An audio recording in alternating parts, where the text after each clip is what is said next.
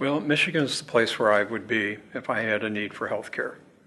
And I've been here in Ann Arbor for almost a half a century, since I started undergraduate school.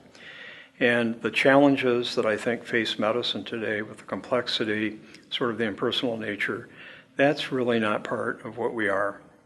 And it's not part of what I have become accustomed to here at the hospital and at the medical school.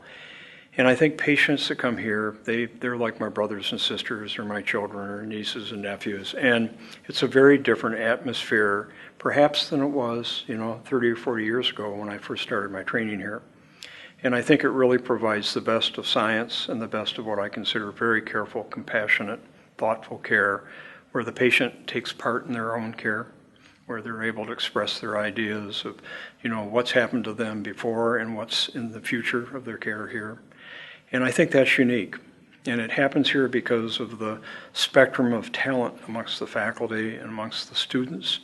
The idea of having another physical exam by a resident or someone is not exactly what patients want. On the other hand, some of those students are the brightest people in the world.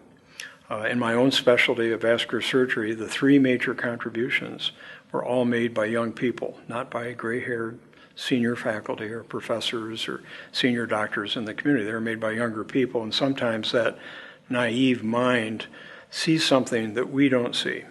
And it really makes a huge difference to patients. It's made a difference to my family. When some question got asked that I never would have thought of even commenting about, it made a difference to my own health. And I think that's important, especially in this day and age when everybody's so busy. The patients are busy.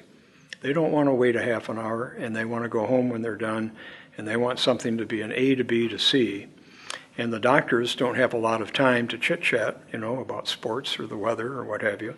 And it's very important, I think, to be able to just step back a half a bit and take all the technology that we have at a university hospital like this and really apply it, with some compassion and with ears open so we hear what the patient's saying. It makes a huge difference.